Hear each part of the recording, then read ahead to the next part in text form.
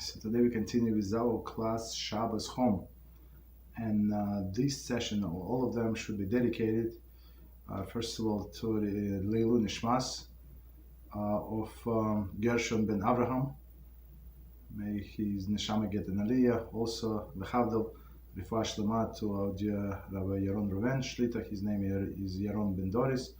Also, Yehudis Bas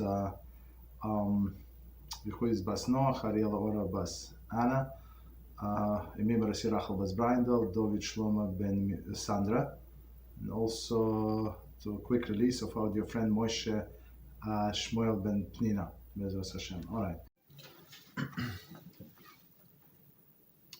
So today we continue with lots of Shabbos, Shabbos Home. We're at the end of the chapter number 16, and our topic is plowing, right? And as we by now we know, it's not only plowing with a plow, right? But actually with making any holes in the ground, or improving for seeding, improving the ground. Okay. So now we're up to section 5, practical applications. Okay. A, removing mud from shoes. Okay. According to some authorities, it is forbidden to scrape mud off one's shoes on any earthen surface. Right. The most convenient place to scrape the mud off the shoes in a depression in the ground. This action, however, will result of living in the ground. Leveling the ground, thus transgressing the Melachah choresh. So choresh is plowing. Therefore, the Paskim forbade scraping mud off the shoes at any earthen surface, so as to prevent scraping it off in a depression. Instead, one should scrape the mud against the edge of a step, corner of the wall, or a concrete sidewalk. Okay, so I mean, for us, maybe people living in the cities, it's not very applicable, but maybe it's also possible when they do some construction of sidewalk. I don't know, and they're like mud. I don't know, but it's possible. Okay, but let's see. I think maybe in people who here's an example. I think people who live in the suburbs, and they have to go especially on Friday night when they go there, maybe it's a little lighter, but coming back is dangerous, and people walk on a shoulder road, or on a service road, if they have a service road, but sometimes there is nothing. There's no sidewalk where we live. Everywhere sidewalk, everywhere lamppost. It's always light. There's no problem. But in the suburbs, it's not like that. It's not like in Muncie, in Lakewood. It's not like that. So right when people walk at night, so they walk along the highway, right? So that could be dangerous. So people would walk in the mud, right, on the grass. Right, so for sure. So again, and we're not allowed to scrape the mud, meaning a lot of mud, in an earthen surface. So why not an earthen surface? So they say, what is the best way to do that? Where they have some what is it called, depression, right? And then when you scrape this mud, this depression, this extra mud should fall into this depression. Okay. So it's going to be leveling of the ground. So leveling of the ground, as we said before, it's actually improvement for plowing, right? So for plowing, right, or as we're going to see, also Melachah boneh, building, also a problem. When we first want to do a straight ground, right, level it, then we'll start building the base. Also an issue. Right, so that's why Poskim said, if you have a corner of the step, do it on that corner, right, on or where else, right, on that corner, or pavement or something, right? Meaning that something that for sure we're not going to level. Okay. Right. So next one, B, removing the excrement from the shoes. Very practical. If one has to remove the excrement from his shoes, and there is no other way to remove it, he may scrape it off the earthen floor. Right. I mean, right. So the earthen floor is like much more softer, much more chances that the person is going to remove. Right. So me personally have to be very careful. There are some people that do not remove, like they just leave it there. You understand? And, unfortunately, so I have to watch where you're walking, and it's not like some side road, like on the main street. Unfortunately, they don't pick up after their dogs. So disgusting. Okay. So continue. See, walking with a cane or high heel shoes. One is permitted to walk with a cane. Even a cane makes holes in the soil. Similarly, it is permitted for a woman to walk on the ground with the high heels, even though the heels will make holes in the ground while walking. So we're going to see the Hashkafa's side of it, right? So walking with a cane, all right. So with the cane, it's actually a problem, as we said in Melachah carrying, right? Carrying, because we said if just remind us, we were trying to determine, is it like absolutely necessary, this cane, meaning that a person is what is like it becomes his limb in a sense. So for example, I know another person like that. There's an elderly gentleman that I meet every morning when I go to shul. So he's walking like very early, like even with the winter and snow, this person into walking very early, and he has problem with walking. Sometimes he would rest many times, but he like lean on this cane so much, like so much. So you can see he has this condition wherever he has. So for sure, if you take a cane away from him, he would not be able to walk, or he would fall. Right, so that's example for me. That's like that I see almost every morning. Sometimes when I come, he rests, like leaning on the fence or something, right? So for him, for sure, I'm not sure he's Jewish or not. I never talked to him, but it would be for him. It would be allowed to walk with a cane on Shabbos. But other people, right, so who does not walk in a house with a cane would not be allowed to walk right outside, because it's only for comfort, for security. Then it's not his limb in a sense, right? It's something extra, right? But in a sense of plowing, meaning the person would make depression with his cane, there is no problem with the high heels. So it's very modest for a woman to wear high heels. Right, so we have to be careful with those, and of course there is a temptation of the women, especially when there is some gathering, and right, even though they're modest, the rest of the year sometimes in this gathering they change, like right, unfortunately. Okay. So similarly, okay. So we said about the woman. So right. So technically, high heels, there is no problem. I mean, the depression, like making holes, not a problem, but tznius wise, it's a huge problem. Okay, so continue. D, rubbing saliva or mucus into the ground. One may not rub saliva or mucus into the ground because he may level the ground in doing so. They by transgressing Melachah Choresh, plowing, and boneh, building.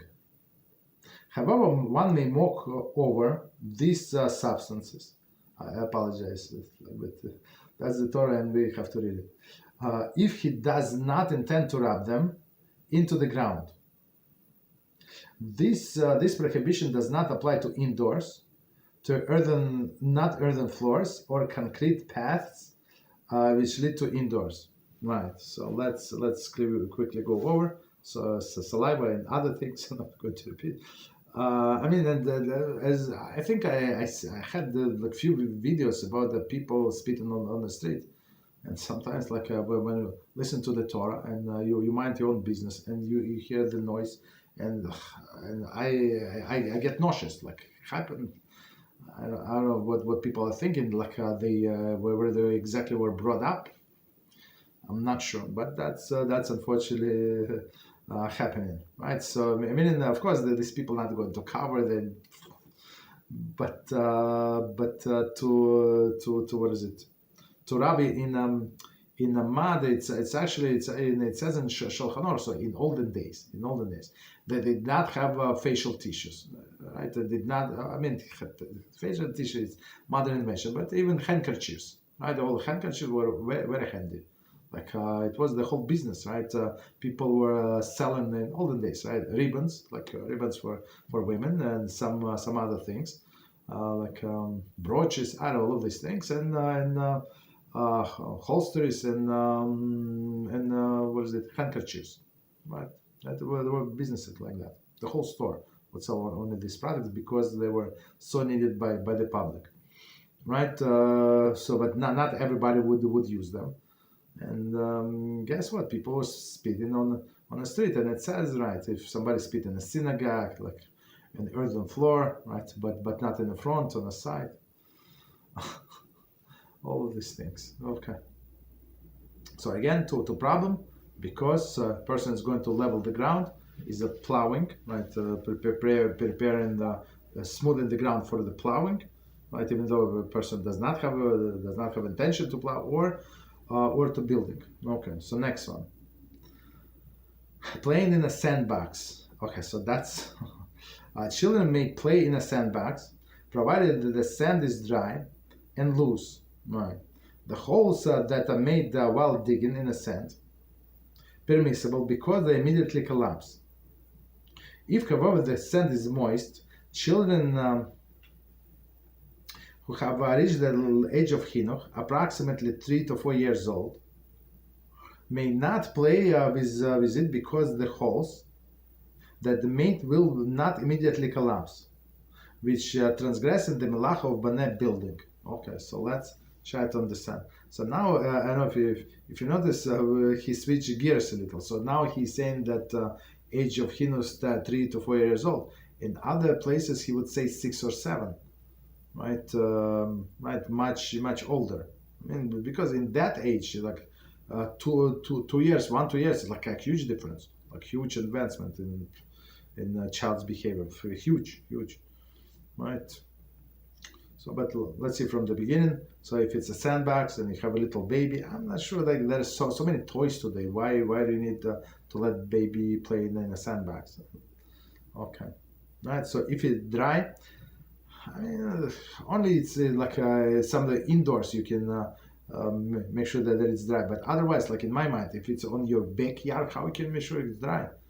It is wet from a dew. Maybe it was rain. Maybe this. Maybe that. Maybe it's humidity, like humidity in the air. So it's not going to be dry. Even without without rain. Okay, so don't put yourself in that situation. But technically, what is dry means when a child digs something and it's going to collapse. Okay, that's dry means. But otherwise, it's like he's building things, which is not allowed. Okay, but moist sand is not allowed. So up to 3 or 4 years old, there is no problem. After that, you have to explain that there is a muktzah. Okay. I think in the children this age, they would like to be like a grown-ups. So you tell them, you explain, you're grown-ups. Look, what is it? Your little baby? And this 4 years old said, no, I'm not a baby. But to play with the sand like on Shabbos, what are you, baby? And that works like a charm. Okay. Right. So next one, moving a barrel. It is forbidden to move full barrel on the earthen surface. The Poskin explained that one may level the ground to provide a surface with which the barrel will stand firmly.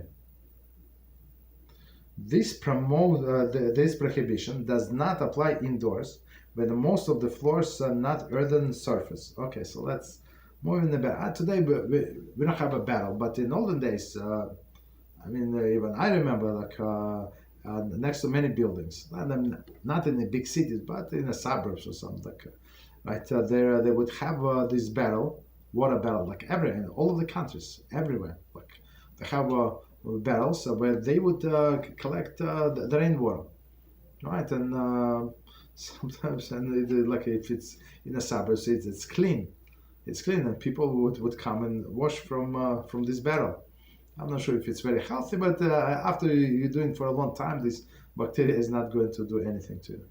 And just so we know, I think, yeah, we learned together in the laws of kosher kitchen, right? And our Thursday night class.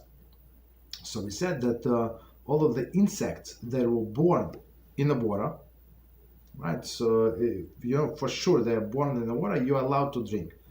I mean, even though halachically it's allowed because it's a part of the water, it's never came out. But if you know that it came out of the water, that it came in, that's a different story. So for me, it's disgusting. But technically, there is no problem. Okay. So now he has he said that you have this water barrel outside. And it says it's forbidden to move the full barrel on the earthen surface. So when you move it, I'm not sure how you move it. Like if it's full of water or whatever, it's full. It's very heavy. I don't know how many pounds, but very very heavy, right? And how you move it, I don't know. But technically, what he's saying that you're going to flatten the surface, so for this barrel to stay firmly. So right, and flattening the surface, leveling it, of course, is forbidden. Okay. So, but if it's inside, so you can move, for example, you wanted to move your couch from one corner to another, there is no problem. There is no problem. Okay. Move meaning push, like not pick it up, like not carry, but just drag along the floor. I mean, hopefully it's not going to scratch the floor, otherwise you're going to hear from your spouse. Okay. So next one, sit in a chair on an earthen surface. Right, that's a very good one. One may sit in a chair on an earthen surface, although the legs of the chair will make the holes in the ground. Since the legs merely compress the soil and do not remove any soil from its place, it is not violation of Melachah Choresh. Even if the legs of the chair do remove some soil, nevertheless, one is permitted to sit in a chair on the earthen surface. Okay, so let's do from the beginning. Try to understand. So now we have this chair. I mean, in my mind, I have this big white plastic chair, the cheapest one. So it has like wider legs, right on the bottom. If you see, like. Make it very stable, and it's not going to make like a deep impression so easily. But I guess like different chairs, if it's metal chairs and like it's thinner legs, for sure it's going to make the depression in the ground. Usually they have some ends like on the bottom, like round ones, but okay. But still, if it's like after the rain, for sure it's going to make a depression, or it's just soft ground. Okay, but he said there is no problem, right? Because you compress the soil. So, and the main point of the plowing is like is, as we said, preparing the soil for the sowing. But it's not like if it's harder, it's not. It's opposite what we want. Okay, so commentators say, however, one should not take. However, care should be taken that one should not drag the chair on the ground because the hole will be made in the soil. So I mean, I guess this, as we discussed before, this metal chair or heavier chair. So these plastic ones that I say, it's so light, most likely it's not going to make any furrows. But metal ones, like heavy plastic one, for sure. Yeah, right? Don't drag it. For sure, it's going to be like plowing. Okay. So in legs again, it's going to like compress the soil, not good for planting. Okay. Right. So continue. So actually we finished with the chapter, and quickly the rest of the examples. Just quick overview. So next one, sweeping the floors. We said the earthen floor as people used to have in olden days, not allowed to sweep, of course on Shabbos, because why? You leveling the ground. Right, but like finished floors, maybe whatever, hardwood, like stone floors, tile floors, pavements, like there is no problem allowed. Washing floors again, the same issue. We said it is allowed to sprinkle the floors, especially in the olden days when they have earthen floor, so the dust would settle down. Right, rolling the ball. We said. Again, we don't play ball on Shabbos. First, like people, if this surface is uneven, they would try to like right to flatten it, like to fill the holes, which is an issue. Playing kugel. Playing the ball outside, we just say. Pulling object along the earthen floor. So we said we just actually finished. If it's heavy, don't do it. If it's light and you don't see any issues, maybe no problem. Wheeling a baby carriage or wheel carriage, also we said there is no problem. Why? Because yeah, you're making it for us for sure, but it's like you compress the ground. The compression is not actually it's not actually helping.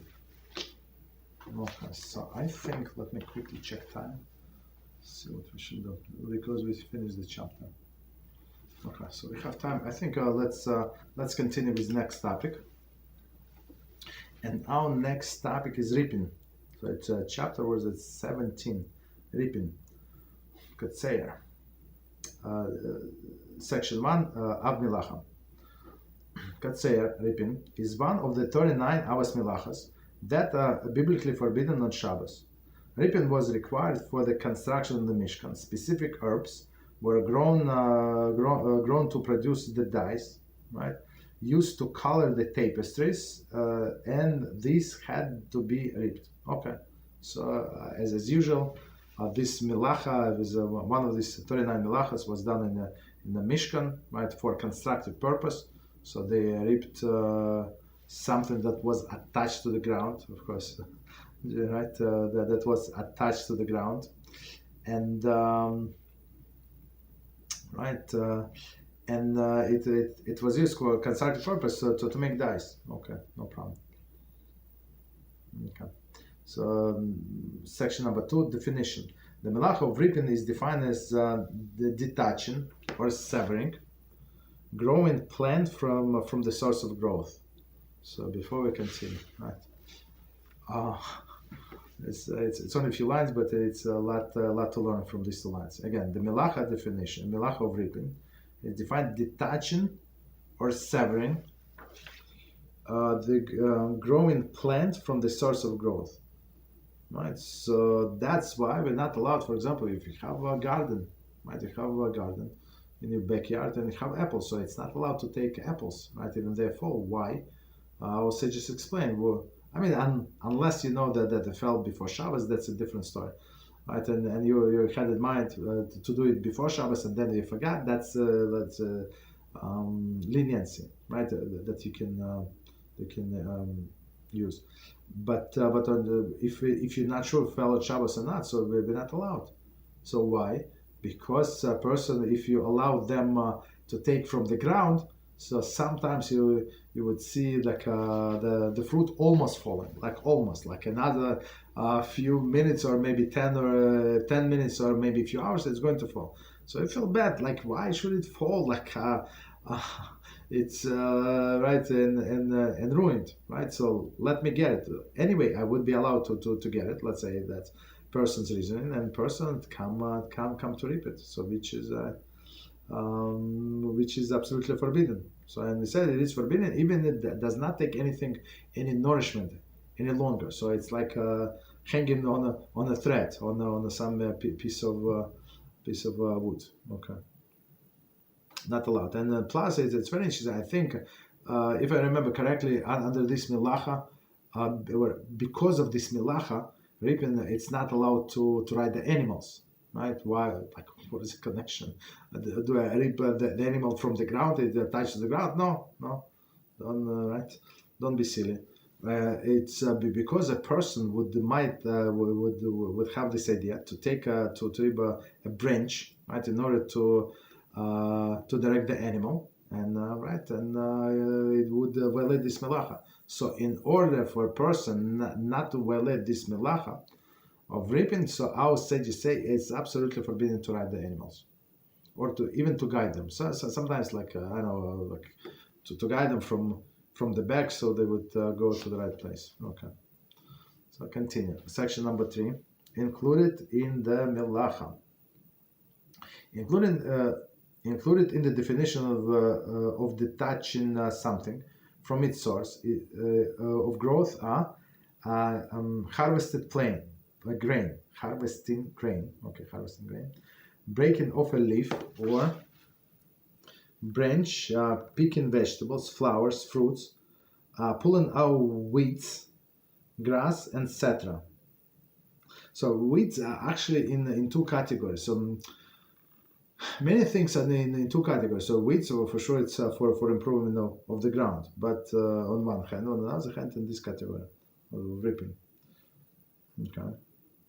The Melachah applies even if the plants or the fruits are fully grown, right, and no longer in need of the ground for its growth. So it's not because it's like it's connected to the ground like 100%, but even it does not need the ground, but it's still attached. It applies whether the plant was intentionally planted or grew by itself. Okay. The Melachah applies regardless of whether the plant is being detached for the use as a food, animal fodder, wood for fuel, seed for planting, or industrial use, such as manufacture of dye. Okay, so as we see, a lot of information, so let's try to review and understand.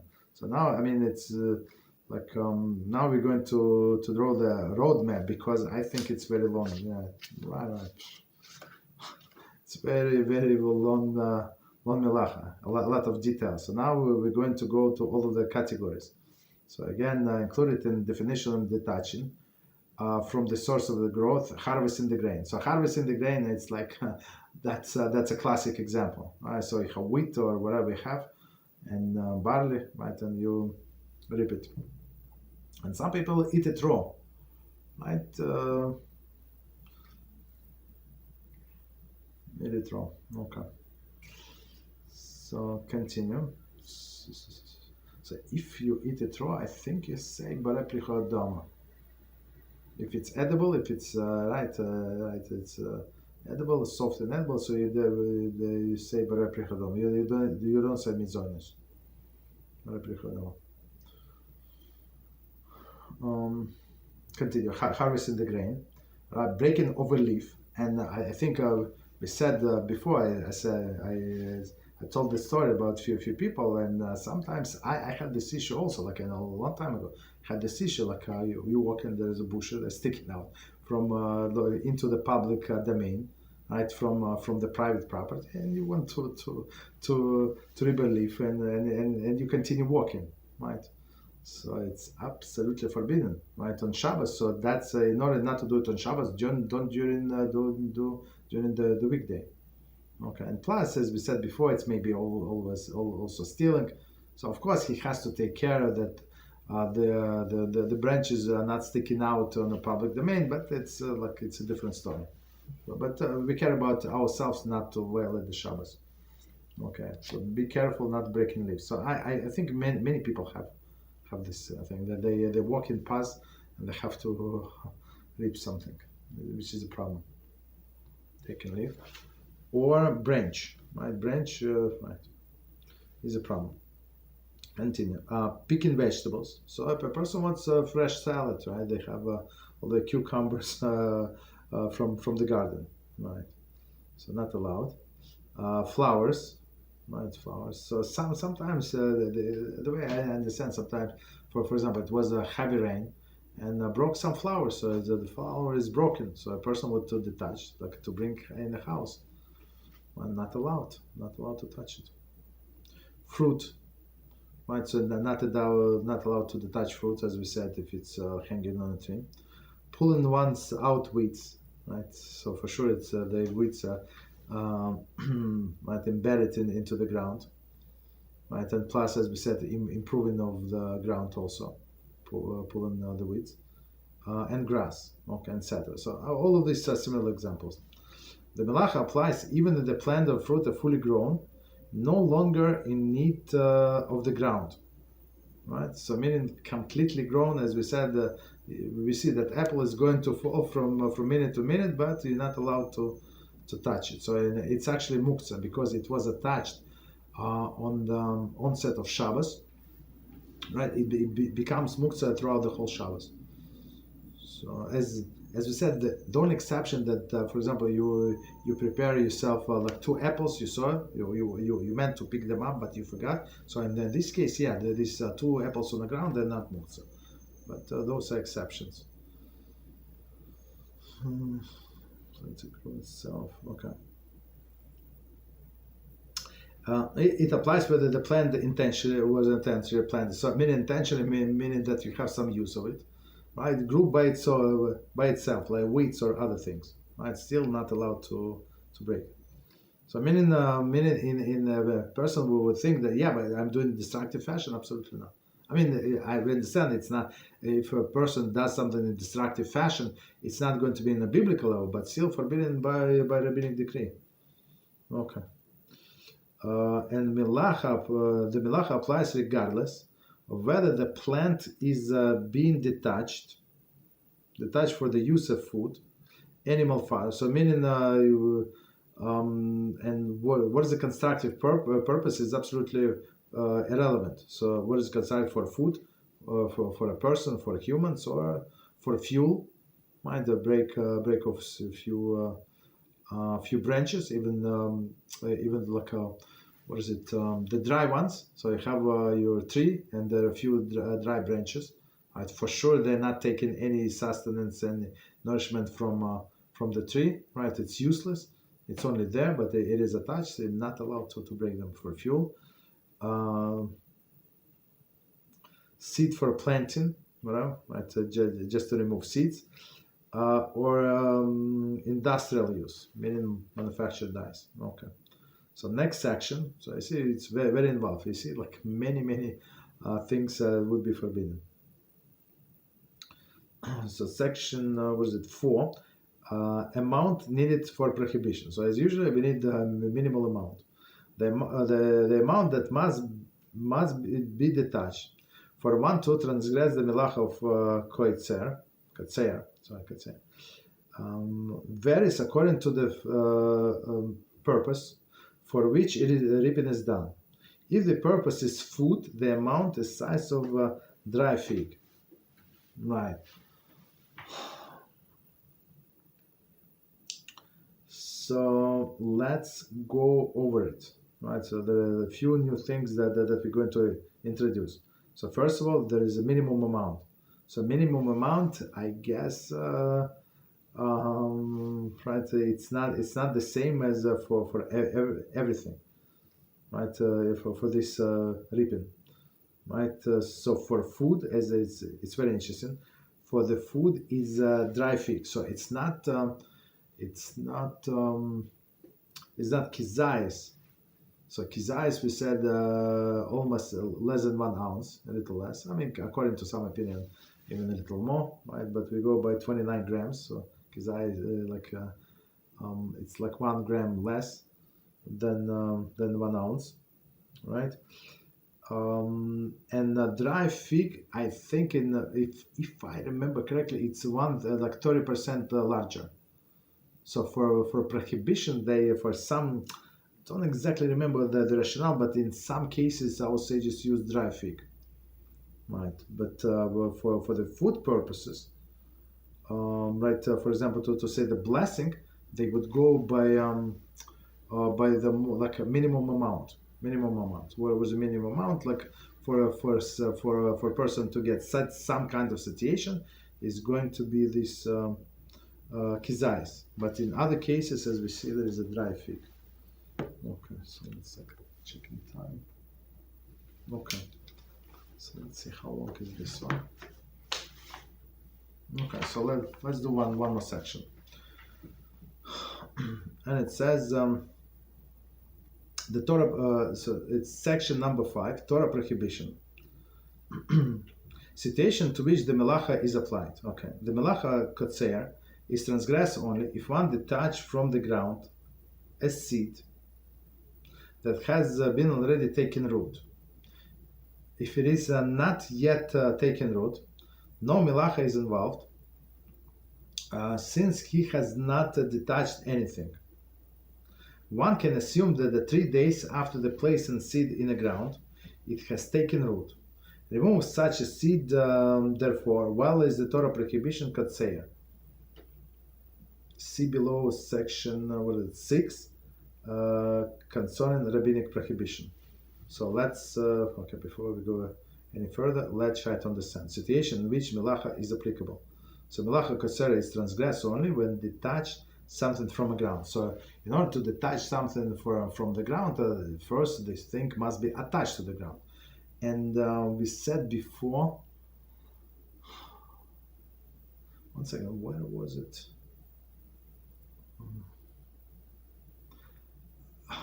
I think, right, okay, of course. we're learning, I'm going to remind you and you're going to remember. We said in the laws of Pesach, right, when, not the Pesach, apologize, in the laws of Sphira. So we had, I don't know, like several, like small session, like 15-20 minutes session about the laws of Sphira. And there we were learning the laws of Hadash. So Hadash, we said, what is Hadash? It's a new grain. So a new grain that that actually took root after what? After Omer. So on the next day after Pesach, on the second day of Pesach, right? They would bring when we had the temple standing, they would bring Omer, like barley, right? To the Beis Hamikdash and make an offering, and then from then on, all of the old grain would be allowed. New grain would be allowed. It was old grain, meaning that took root before Pesach. So after the previous Pesach, after the previous Pesach. Okay, that's I think a more cleaner definition, right? So now we said that if this grain took roots before this Omer, meaning 3 days, right? They say 3 days, meaning that we assume that it took root. It doesn't matter how tiny is it. So meaning that this grain, it would be allowed to eat for, as we said, I think approximately we're going to be in August. So we have summer wheat and we had winter wheat. So this is going to be summer wheat. Okay. Right. So 3 days. So, but if they did not have time, so if it's like 2 days, they finished 2 days before that, so not allowed to eat the whole year until the next service cycle. So people, like, of course, I mean, that's halacha, and right, so they would know. They would consult Rabbi, and he would tell them exactly when to plant, if it's possible. I mean, if it's too cold or something, like it's not possible to plant, they don't plant. Okay, so that's the thing. So 3 days. So if it's after 3 days, it is attached. But if it's before 3 days, right? In this case, so if it's before 3 days on Shabbos, you have seeds in the ground. Technically, let's say you have Eruv, you can take them all out. They consider it to be like separate from the ground. But after 3 days, they're attached to the ground. It's actually, believe it or not, it's that the topic that I learned today in Bava Metzia. Right, and Bava Mitzvah. So we learned there about the seeds. So are they subject of a price fraud? what does it mean price fraud? There is no price fraud for the land, but there is a from land and other things. But there is a price fraud for movable products. So seeds for sure, movable products. So the sages arguing, right? I'm not going to tell you everything because it's too much, but it's just basic idea. So when the seeds are in the ground, are they considered to be like they in container?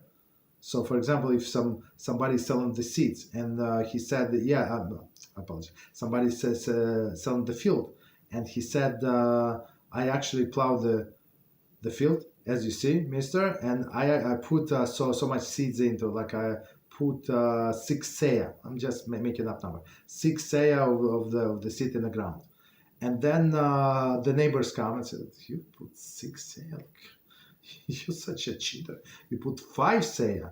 So if it's 5 seah, so meaning that it is a price fraud, meaning that the person paid for 6, but he actually getting 5. So meaning, is this seeds considered to part of the ground?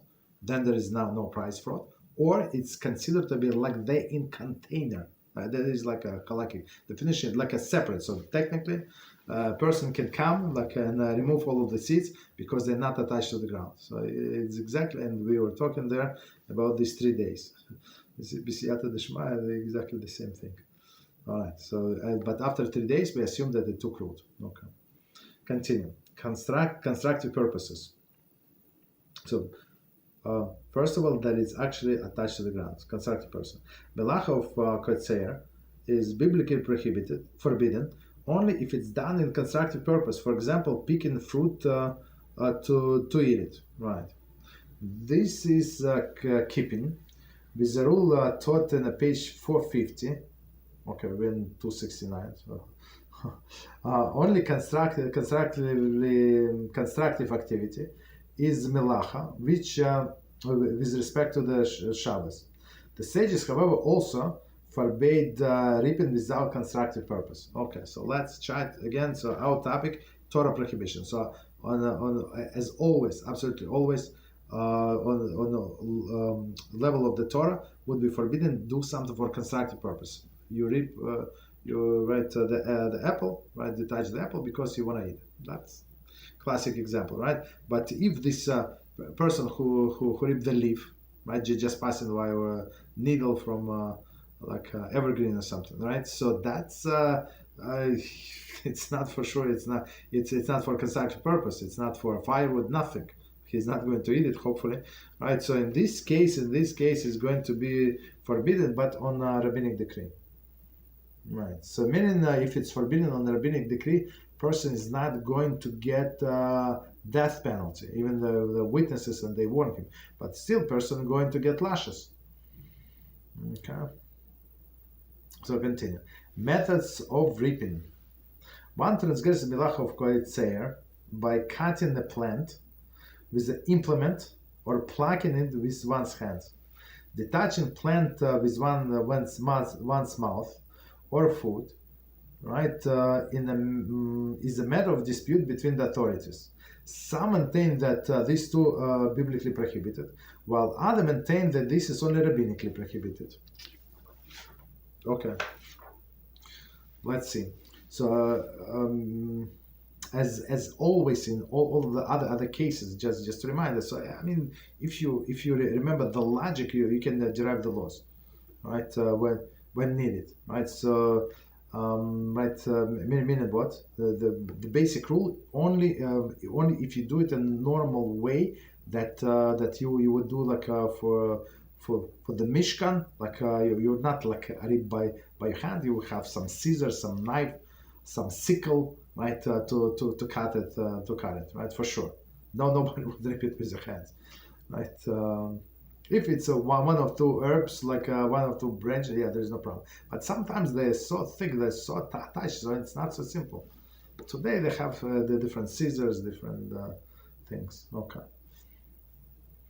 So again, if a person cut it with pluck it with the implements, right, of the hands, it would be on Torah prohibition. Why? Because because some things like apples, for example, they do done usually like with the hands. Okay, the touching plant with one's mouth. So that's we can think about it like in case of the great need, or food. Right, in a matter is a matter of dispute between the authorities. So same. For example, you have a package arrived on Shabbos. It's very important package, and it's Friday night. If you leave it outside, guess what? Next time you see it, never. Right? You live in this neighborhood, right? Right. And the next time you're not going to see it. So meaning what? So you would be allowed if it's on your porch, right? To push it with your feet, right? Very unusual way. Right.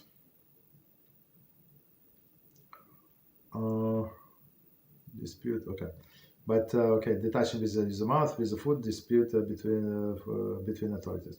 Some maintain that it's too biblically prohibited, while others maintain that it's only rabbinically prohibited. For me, it makes much more sense like it would be rabbinically prohibited, right? Because nobody like a normal circumstances, if a person has two hands, so would use his mouth to bite off the apple or something, or some herb. I don't think so, right? But again, because the same logic apply when we said in the beginning of these books in this volume 2 and the volume 1, we said when we were talking about writing, right? We said that you need to go to the hospital with someone and you have to sign the paper, so you can sign with the left hand, or like hold it in very unusual fashion, like on from the top or something, or in your mouth, right? Because it's for sure it's not a regular way of doing things. Okay, so let's do the last one and we stop. Running through the tall grass, right? And same, actually, the same issue. Same issue would be playing ball or something, or even playing somewhere in right.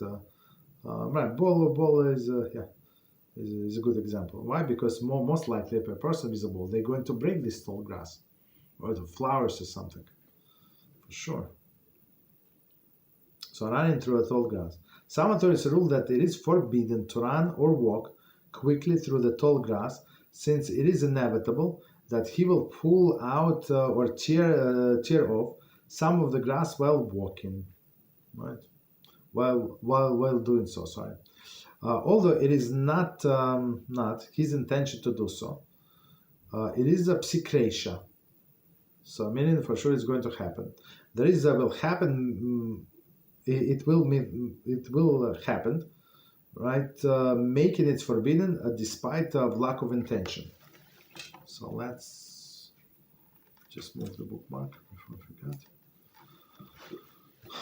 So again, walking through the tall grass. So some authorities say it's absolutely forbidden. Why? It's inevitable for sure. It's going to happen. It's going to pull some, break some, all of these things, right? So others say, right, all the right. One second. Although it is a psikresha, meaning it's not his intention, right? But psikresha is a case of a chicken. You want to cut head, but you want a chicken to live. Like, you don't want to deal with that, right? Of course, we know that the chicken is not going to live, so that's psikresha, and that is forbidden, even without intention. I mean, the opposite is true. Your intention is not to do it, so it's going to be forbidden. So, but to remind ourselves, if it's not inevitable that it's going to happen, there is a chance that it's going to happen, and it's a rabbinic decree, and you need it for some constructive purpose or whatever, like exceptional situation, it would be allowed to do whatever needs to be done. Okay. So now I think we can stop. Right. Perfect timing. So it's very long chapter because there's been this under many things involved. Okay. So let's do 5 minutes break and continue after the break. 5 minutes.